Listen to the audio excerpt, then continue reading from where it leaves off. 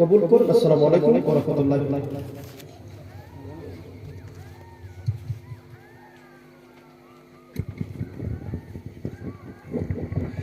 নারায়ে তাকবীর, আল্লাহু আকবার। দিন ইসলাম জিন্দাবাদ জিন্দাবাদ। গুলাবী সাহেবের আগমন, পালপুরের পক্ষ থেকে, মিরপুরের পক্ষ থেকে, আলহের পক্ষ থেকে নারায়ে তাকবীর।